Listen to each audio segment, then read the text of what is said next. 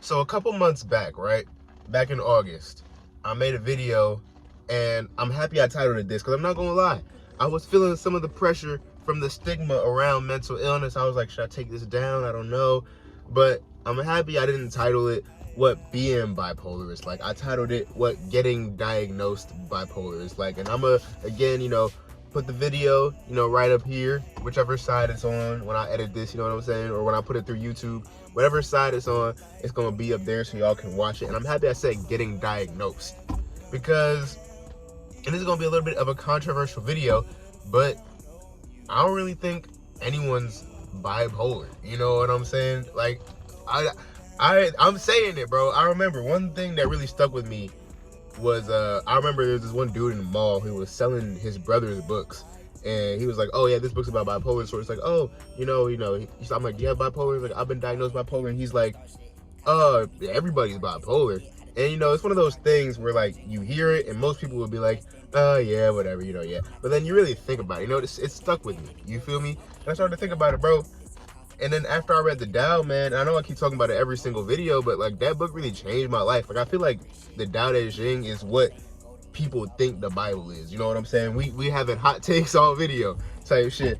But yeah, you feel me? So I was over here like, yo, I'm starting to realize, bro, all these contradictions, all these paradoxes. Like for example, when you really, really, really want something, it don't never come to you, but then when you just cool on it, it start coming to you. Like life is full of paradoxes and contradictions. It's to the point where I realize, bro, nobody's bipolar, bro.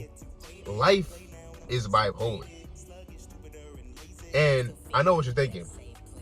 Then why is it certain people that are diagnosed bipolar? When it comes to those of us who are diagnosed with mental illnesses, who suffer with, usually depression, because it's usually, if you got one, you suffering, you going through all of it. You have the depression, the anxiety, the suicidal thoughts. And I rationalized it to this, bro. Those of us who suffer from mental illness a lot, you wouldn't disagree with me in saying that we're just very sensitive people. And I don't mean that in like a disparaging way, like, oh, you too sensitive, da da da da. No, I mean in a way like we just feel things a lot. We feel the weight of the world. So much so that this bipolar ass life with its ups and downs and lefts and rights, we internalize that. So when life goes up, we going up. When life goes down, we going down. And we don't know how to, or a lot of us don't think that it's a possibility to subtract yourself from the equation and be the observer and not identify with what's going on. See, that's the real problem. People keep identifying with what's going on in life. You know what I'm saying? I just saw one of my classmates. He didn't really see. Oh, there you. I'm about to go edit it. It's in the class I had with the nigga.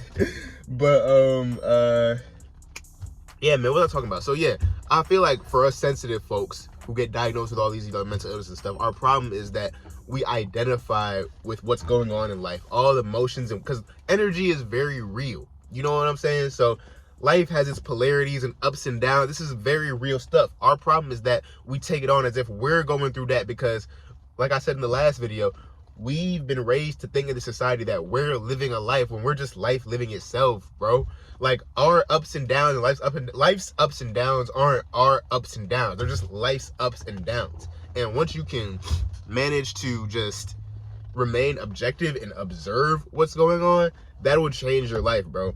I have not felt capricious, or it's not about not feeling capricious. It's about being consciously capricious. You know what I'm saying? It's about surfing. It's about riding the waves. I ain't riding no waves. Too busy making my own waves, babe. Shout out Cuddy. But yeah, man, like people who, internalize this stuff a lot, they think they make their own way. They think, oh man, my mind is so messed up. Nah, man, it's just we sensitive. We take on the weight of the world. So much so that the contradictions and paradoxes of life become our own contradictions and paradoxes.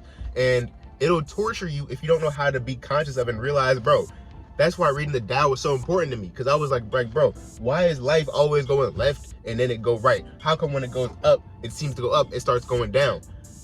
That's literally just a part of the essence of life. That's why, I keep talking about that damn book. Because, and I know I'm tearing up, I got some allergies right now, and I guess I'm tearing up for the emotions too, but that's really it, bro. When you realize that life in and of itself is full of these crazy topsy turns you learn to stop identifying with it, bro. Because, you know, what's going on outside, what's going on inside are no different. Everything is just the mind experiencing itself, just life living itself. So instead of taking, you know, what the bad shit that happens in life and the good shit that happens in life as you doing good and you doing bad, you're just experiencing good and you're experiencing bad. You know what I'm saying?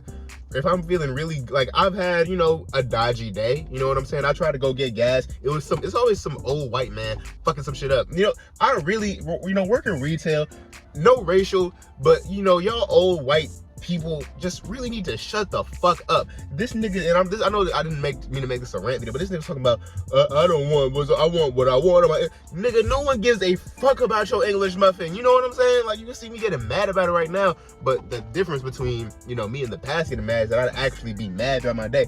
I can control it. I'm consciously capricious. That's the phrase for today. Consciously capricious, man. You have to, you know, be able to tap into your moods. So I'm not saying you got to be like a meditative Buddha ass nigga all the time. Just, you know, your whole family get killed in a fire. You just got to sit there and be like, oh, okay, you know, that's just life living itself. No. Feel all the emotions of a situation, but in the back of your mind, remain that knowing that, hey, bro, this is just life happening, and it's just shit going all crazy. But at the end of the day, all that's here is just, I can't even really explain it to you. I could just gesture it to you. This is all there is. This is all there is. Everything and nothing. That's all there is. You know what I'm saying? So I just wanted to, you know, come here and give y'all a quick little video. You know, if you're struggling with mental illness, if you're struggling being anxious, you know what I'm saying? If you struggle with depression, just realize, man, that, you know, life is full of poles and ups and downs, and it goes topsy-turvy and crazy. And if you can control your mind and you can stabilize your mind, you can stabilize your life. Because once I started stabilizing my mind, it's not like, you know, bad shit stopped happening to me. It's just, you realize that when bad shit happens to you, it's about 10% of the thing that actually happened and 90% of how you react to it. So when bad shit happens to me, I don't feel like, oh, this terrible thing is happening to me. I'm like, oh, I'm just experiencing this right now. I'm gonna remain objective, find a way to just, you know what I'm saying? Like, you know, get out of the situation or make it a better one. You feel me? Like, that's the power of being able to return to that center. That's why meditation is so important, because when you meditate, you're forced to grapple with the very essence of the problem in life, which is all these thoughts and all these distractions are popping up, and you keep on identifying with them and reacting to them, when the whole goal is just to remain centered emotionally, to remain in a place where your mind and your mental state can't be thrown to the left or thrown to the right. You know what I'm saying? Yeah, man. But yeah, that's all I wanted to say to y'all niggas, man. So, you know, everybody who gets considered bipolar and stuff, bro, we just more sensitive people. You know, why do you think bipolar people, they be creating, or people with a lot of mental illnesses in general, they say some of the most insightful things, make some of the best art? Because it's all about sensitivity and being able to, like, get in touch with yourself. And sometimes when you're too in touch with yourself, it can be a detriment to the point where you feel the weight of the world, not knowing that the world and life, to be frank, is just a fucking mess. You see all the shit that's happening all the time, bro? Like, it's a messy ass world. You just gotta learn how to, you know, step back, enjoy the good times, and remain solid through the bad times, bro. Remember,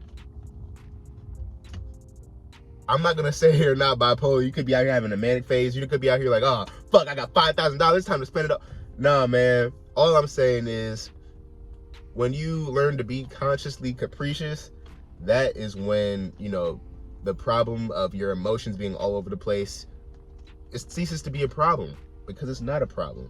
It's just an experience you're going through. And once you can be conscious of it and not identify with it, be aware of it, don't identify with it. And that'll change your life. That'll eliminate your problems, eliminate your mental illness. Just remain centered. Amen. Peace. Have a good day, y'all.